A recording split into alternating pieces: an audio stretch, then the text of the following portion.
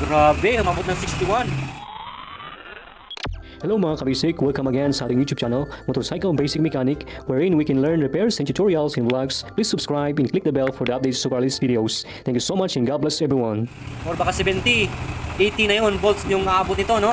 So, puputok talaga ang mga ilaw mo pag ganyan. Ilaw, yung talagang sisirain niya yung lahat ng nakakonect sa ating accessories wire.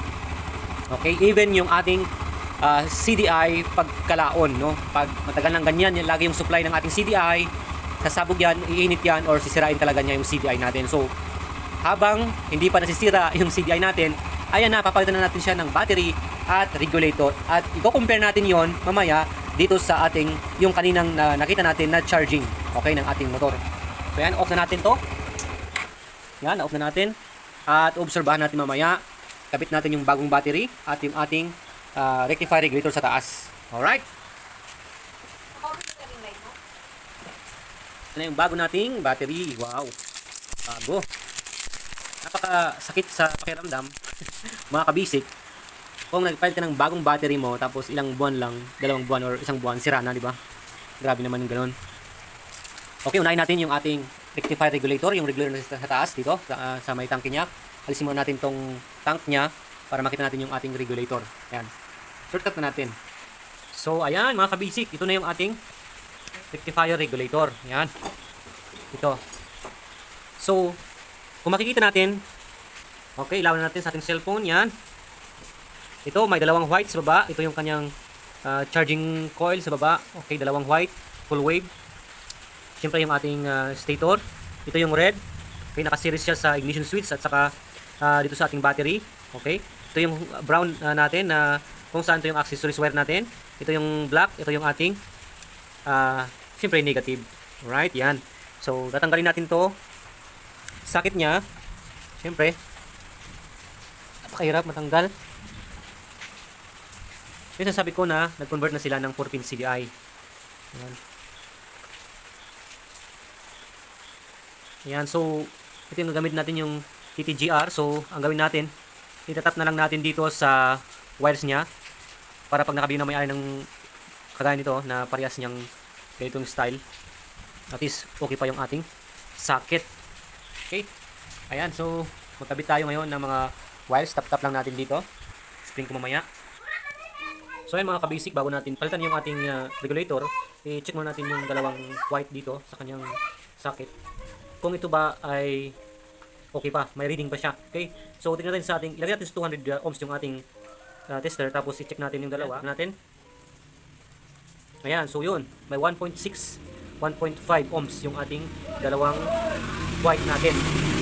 Okay pa yan? So maganda pa yung supply ng ating regulator, yung dalawang white yun mga kabisik, kaya ituloy na natin. So unang-una sa lahat, syempre tinap natin yung ating red wire, positive, yan sa ating regulator na bago, yan, dito sa ating socket ng ating dating rectifier regulator. Yan, tap natin dyan.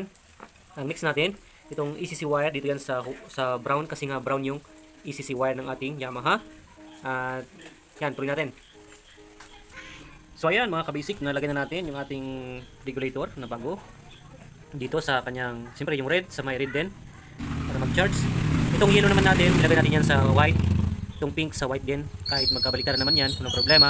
Itong negative natin na green, yan, negative na green, siyempre sa black natin tinap sa ating motor dahil yung black yung kanyang ground sa ating Yamaha. At itong black natin sa regulator, ECC wire, is ilagay natin sa sa may ECC wire. Ayaw natin ilagay yan dahil dyan naman talaga yan para mapasukan ng kuryente at hindi ma-overcharge yung ating battery. Ayan, so bago natin i-fix yung dalawang pan natin, ilagay natin ng tape yan. Check natin yung output ng ating regulator kung okay na ba, kung hindi na ba siya pumapalo ng napakataas na volts. Test natin sa ating tester yung ating output na naman ng ating bagong regulator. I-compare natin sa kanina na maabot na ng 100 na. Okay, parang gasolina. Maabot naman siyang 60, 70 volts. Yung charging ng ating, yung luma nating charger, yung dati yung stock. Ito. At napalitan na natin. Check natin ulit. Yan, lagyan ulit natin yung ating tester dito para makita natin, panood natin. Ayan. Ilagay natin sa 20 volts. And then i-accelerate natin para makita natin yung output dito. Okay? On natin. Tapos start na natin siya. Tapos ilagay natin dito sa my terminal wires ng ating motor. Yan. Tingnan natin yung result. Yung output ng ating bagong regulator. Yan. Yan mga ka-basic.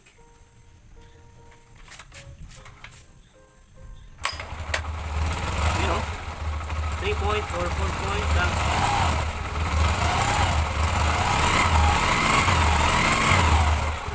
3 point something lang mga ka-basic.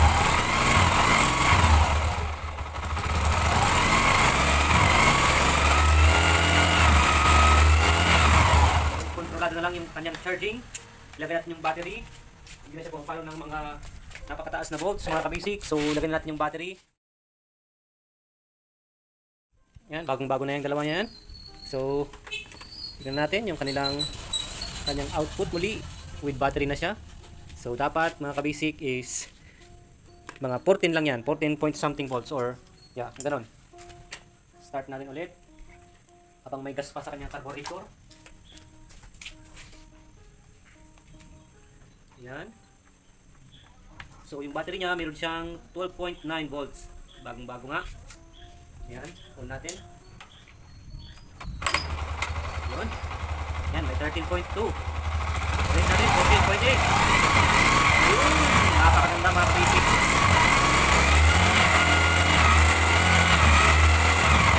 14.6, 14.7, 14.8.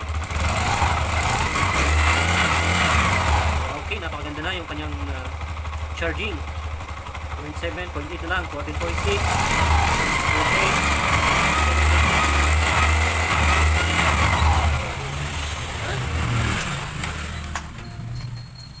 So yan mga ka-basic, successful yung ating pagpalit ng ating regulator. Yan.